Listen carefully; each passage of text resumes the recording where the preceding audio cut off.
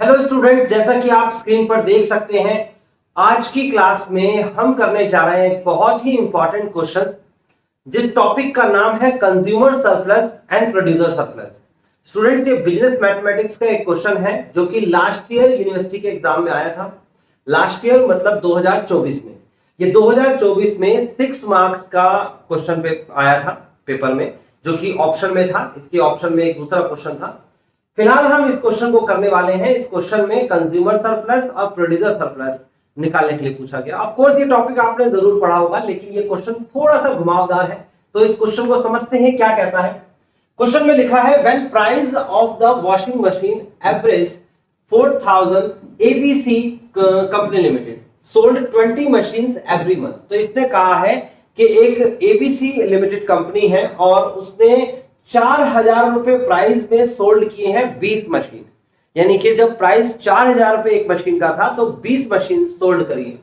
When the price dropped to the an average of rupees 1000, यानी कि 4000 से price 1000 रुपए पर मशीन हो गया वॉशिंग मशीन, तो उस समय 120 वॉशिंग मशीन सेल हुई है।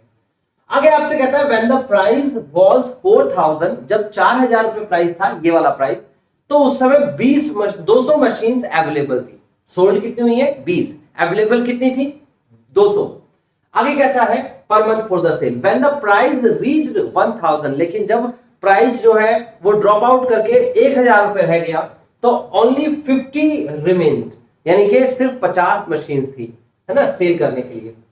Find the demand and supply functions assuming both are linear.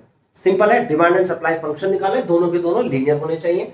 और बाद में आपसे पूछा है कंज्यूमर सरप्लस और प्रोड्यूसर सरप्लस भी निकालना है। तो सबसे पहले तो क्वेश्चन ये आता है कि सर लीनियर इक्वेशन, ये बोला है इसने बोथ आर लीनियर, तो लीनियर इक्वेशन क्या होती है? तो आप लिख लीजिए स्टूडेंट्स, लीनियर इक्वेशन लेट कर लेंगे लीनियर इक्वेशन। लीनियर इक्वेशन जिससे लाइन ड्रॉ होती है, वो इसमें डिमांड एंड सप्लाई वाले क्वेश्चन में वो होता है P is equal to ax plus का b। याद रखना ये लीनियर इक्वेशन को क्या, P stand for price and x stand for number of unit. P का मतलब क्या है? P मतलब प्राइस पर यूनिट और x का मतलब नंबर ऑफ यूनिट। तो आई होप आपको समझ में आ गया, ये लीनियर इक्वेशन है। कभी भी ऐसा क्वेश्चन आएगा तो याद रखना है। अब सिचुएशन के अकॉर्डिंग चले तो देखो, यहां डिमांड फंक्शन बनाना है मुझे। कौन सा फंक्शन बनाना है? Demand function. अब डिमांड फंक्शन के केस में हम बात करेंगे तो सेम प्रोसेस रहेगा। क्या दे रखा है डिमांड फंक्शन में? प्राइस कितना है? 4000, तो P की वैल्यू दे रखी है आपको 4000। और कितना सोल्ड हो रहा है? X की वैल्यू कितनी दे रखी है? X की वैल्यू दे रखी है 20। P की वैल्यू 4000, X की वैल्यू 20, दोनों उठा के इस इक्वेशन में रख देंगे स्टूडेंट्स। तो P की जगह पर 4000 आ जाएगा और X की जगह पर 20 आ जाएगा, तो यहां लिख देंगे 20A प्लस B। ये फर्स्ट इक्वेशन बन जाएगी, ध्यान से समझिएगा। उसके बाद हम चलते हैं दूसरे कंडीशन पे। दूसरी कंडीशन में कहता है प्राइस जो है dropped to an average of 1000। जब प्राइस पहले 4000 था, अब प्राइस कितना रह गया? अब 1000 प्राइस हो गया। तो डिमांड कितनी है? डिमांड 1000 पर 120 मशीन जो है सोल्ड हुई है, यानी कि इतनी की डिमांड की गई थी तभी तो सेल हुई है। तो यहां पर है 120। अब वैसे ही रखेंगे, P की जगह पर 1000 और यहां पर X की जगह पर 120 रखेंगे, तो X की जगह 120, ये मैंने पीछे लिख दे रहा है यहां पर A प्लस B। ये सेकंड इक्वेशन, ये आपको समझ में आया? First equation, second equation. इसको एलिमिनेशन मेथड से सॉल्व करेंगे और A और B जो कांस्टेंट है उसकी वैल्यू निकालेंगे। ये डायरेक्ट सॉल्व हो जाएगा एलिमिनेशन से। यहां माइनस लग जाता है, यहां माइनस लग जाता है, यहां भी माइनस, ये B तो कैंसिल हो गया, प्लस माइनस। यहां पर इसे घटा देंगे, 120 में से 20 घटाएंगे तो माइनस का 100A आएगा, इज इक्वल टू 4000 में से 1000 घटाएंगे तो ये आ जाएगा प्लस का 3000। याद रखना, बड़ी संख्या का निशान लगता है। इसे डिवाइड में लेके आएंगे तो फाइनल आंसर आ जाएगा आपके पास, स्क्रीन पे दिख रहा है बिल्कुल। इसे 100 से डिवाइड करेंगे तो कितना आएगा? 30, वो भी माइनस का 30। A की वैल्यू माइनस का 30 आ गया। अब A की वैल्यू को रिप्लेस करेंगे हम फर्स्ट इक्वेशन में। पुट इन फर्स्ट में रख लेते हैं और यहां करने की कोशिश करता हूं मैं इसे यहां पर। तो A की वैल्यू रखेंगे तो 4000 इज इक्वल टू 20 इंटू में A की जगह पर -30 प्लस का बी, तो बी की वैल्यू क्या आएगी, बी की वैल्यू आएगी ये जाएगा 3 दूनी 6, 600 माइनस का इधर आके प्लस हो जाएगा तो ये आ जाएगा आपके पास 4600, यहां लिख देता हूं साफ साफ, बी की वैल्यू आ जाएगी 4600। ये मेरे पास बी आ गया, ये मेरे पास ए आ गया, ये दोनों वैल्यूज को उठा के हम डिमांड फंक्शन में रख देंगे तो मेरा डिमांड फंक्शन आ जाएगा। सो द डिमांड फंक्शन लिख देता हूं, डिमांड फंक्शन, डिमांड फंक्शन जिसे हम P से रिप्रेजेंट कर रहे हैं और वो वैल्यू है हमारे पास A की वैल्यू है, सॉरी A की वैल्यू है माइनस का 30, X प्लस का B की वैल्यू है हमारे पास 4600। This is our demand function. आपसे पूछा जा रहा था find the demand and supply function, तो डिमांड फंक्शन मेरा आ चुका है, एक काम हो चुका है, 6 नंबर का क्वेश्चन है, इतना हो चुका है। अब हम चलेंगे जैसे डिमांड फंक्शन पे गए थे ऐसे ही सप्लाई फंक्शन के पास। सप्लाई लीनियर इक्वेशन में है, इसने बोला है साफ साफ कि दोनों की दोनों बोथ लीनियर है, तो सप्लाई फंक्शन में भी सेम होगा, A is equal to P is equal to AX plus का B। नाउ एक एक करके वैल्यू रखते हैं, तो सबसे पहले इसमें P की वैल्यू क्या रखेंगे, यही रख देता हूं मैं P। प्राइस कितना है, जब प्राइस 4000 था तो 200 मशीन अवेलेबल थी, 4000 प्राइस पे X की वैल्यू 200, तो यहां रखेंगे X, यहां पर P की जगह पर 4000 इज इक्वल टू A की जगह पर यहां पर कुछ नहीं आएगा और X की जगह पर 200 A प्लस P। जब आपको प्राइस दे रखा था 1000 रुपए, यहां पर साफ साफ लिखा है 1000 रुपए प्राइस था ये, तो सिर्फ 50 जो है रिमेन रह गई, यानी कि 50 ही रह गई थी, 50 लिख देंगे यहां पर, यहां लिखेंगे 1000, यहां लिख देंगे 50, यहां पर X की जगह पर 50 A प्लस P। इसे भी सेम एलिमिनेशन मेथड से सॉल्व करेंगे, माइनस माइनस माइनस एक कट गया, ये घट जाएगा तो 150 और A is equal two plus का आएगा ना, हाँ ठीक है, इसे सॉल्व करेंगे तो 3000। स्टूडेंट इसे डिवाइड में लेके जाएंगे तो कितना हो जाएगा, 15 दूनी 30 यानी कि 2 और 0 20, A की वैल्यू आ गई 20। पुट इन फर्स्ट, फर्स्ट तो नहीं कह सकते हम इसे हम फर्स्ट सेकंड कह देते हैं, थर्ड कह देते हैं, थर्ड फोर्थ, ठीक है, तो पुट इन थर्ड, 1 2 3 थर्ड, तो थर्ड में रखेंगे तो आएगा 4000 is equal to 200 multiply A की वैल्यू है 20 प्लस का B, ये 200 गुणा 20 करेंगे तो 4000 आएगा, लेफ्ट में लेके आएंगे तो 0 आ जाएगा। अब सॉल्व कर सकते हैं, दोनों की मल्टीप्लाई करेंगे तो 4000 आएगा, 4000 को लेफ्ट में लेके आएंगे तो 4000 माइनस 4000 0। A की वैल्यू 20, B की वैल्यू 0, तो यहां पर लिखेंगे हम सप्लाई के बाद, यहां पर क्या आ जाएगा आपके पास, सप्लाई फंक्शन क्या हो जाएगा, सप्लाई फंक्शन, और सप्लाई फंक्शन को हम बोलते हैं P की वैल्यू कितनी दे रखी है आपको, ये वैल्यू पुट करेंगे इसमें फर्स्ट वाले में, इसमें P की वैल्यू कितनी है हमारे पास, P की वैल्यू तो हमें नहीं पता, P स्टैंड फॉर सप्लाई का प्राइस। A की वैल्यू कितनी दे रखी है 20x, B की वैल्यू 0, लिखने की जरूरत नहीं है, ये मेरा सप्लाई फंक्शन है। तो स्टूडेंट दो बातें पूछी थी, डिमांड एंड सप्लाई फंक्शन, दो बातें हमने बता दी। Also determine the consumer and producer surplus. अब कंज्यूमर सरप्लस और प्रोड्यूसर सरप्लस कैसे निकालते हैं, हमें क्या क्या चीज चाहिए इसके लिए, हमें सिर्फ और सिर्फ एक चीज चाहिए थी, डिमांड फंक्शन जो कि ये रहा, सप्लाई फंक्शन जो कि ये रहा। अब हमें इन दोनों से कंज्यूमर सरप्लस और प्रोड्यूसर सरप्लस निकालना है।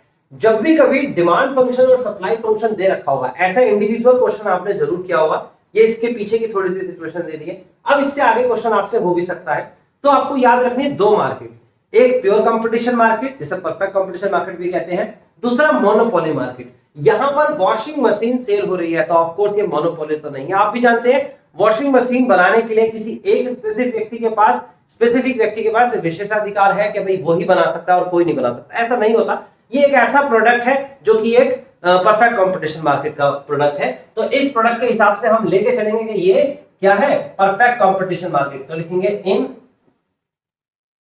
Perfect competition market. अगर इस मार्केट की बात करें तो इस मार्केट में demand is equal to supply होता है, demand is equal to supply, और क्योंकि डिमांड वैल्यू ये रही माइनस का 30x प्लस का 4600 और सप्लाई वैल्यू ये रही 20x, हम राइट में ले जाएंगे 4600 is equal to 20x plus का 30x, ऐड करेंगे 4600 is equal to 50x divide में लेके आएंगे तो 4600 अपॉन में 50 is equal to x। Solve करेंगे तो आ जाएगा 5 × 40, नहीं 5 नहीं 45, 5 9 एंड 5 नहीं 10, 92। x की value 92 put in supply function. Demand function में भी रख सकते हो, किसी में भी रखोगे आंसर सेम आएगा। मैं इसमें रख रहा हूं सप्लाई फंक्शन में, तो p इज इक्वल टू हो जाएगा 20 × 92। तो p की वैल्यू आ जाएगी 2 टू द 4 9 टू द 18। जल्दी से अभी मैं आपको बताऊंगा, कैप्चर कर लेना, सिंपल है, इतना कठिन नहीं है। ओके सिंपल है, बस आपको कैप्चर करना है। प्रॉपर मैंने लिखा है, फिर से रिपीट करता हूं एक बार, फिर कैप्चर कर लेना।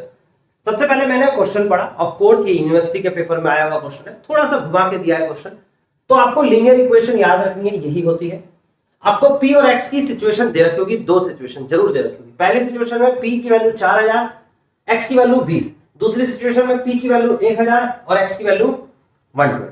ये जो आपके सामने है ये सेल हुआ है, ये डिमांड फंक्शन में यूज होगा। और डिमांड फंक्शन में पहले p और a की जगह पर वैल्यू रखते जाएंगे, p और x, a की जगह नहीं x की जगह पर, ठीक है ना। रखा, सॉल्व किया, a की वैल्यू निकाली, वापस इसमें रख दिया फर्स्ट इक्वेशन में, तो b आ गया। a b की वैल्यू उठा के हमने इस क्वेश्चन में रख दिया, तो डिमांड फंक्शन क्या रखा, a और b की वैल्यू, तो डिमांड फंक्शन ये आ गया।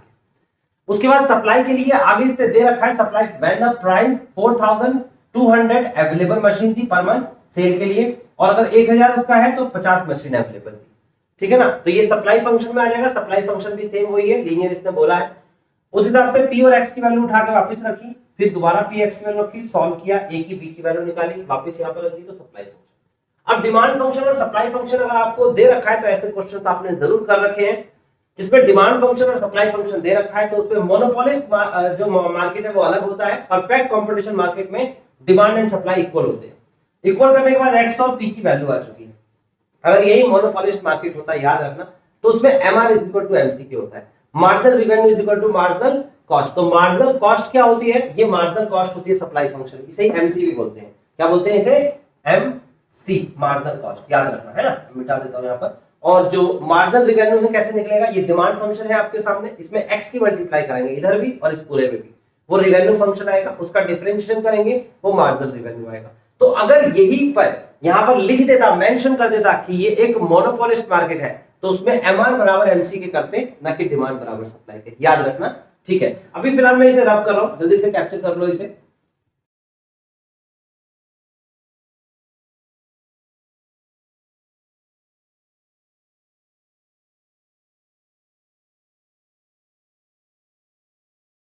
होप सो स्टूडेंट्स आपने सिर्फ क्वेश्चन देखा नहीं होगा, उसे कॉपी भी किया होगा।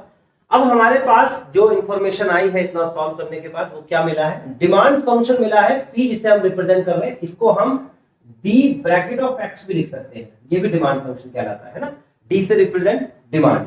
सप्लाई फंक्शन जो कि p की फॉर्म में दिख रहा है, इसे हम s ब्रैकेट ऑफ x भी लिख सकते हैं, ये सप्लाई फंक्शन है। ये आपका x नॉट और p नॉट आ गया, और ये आपको पता लग गया क्या है। अब आपको निकालना क्या है, also determine the consumer and producer surplus. तो पहले कंज्यूमर सरप्लस निकाल लेते हैं, उसे CS बोलते हैं।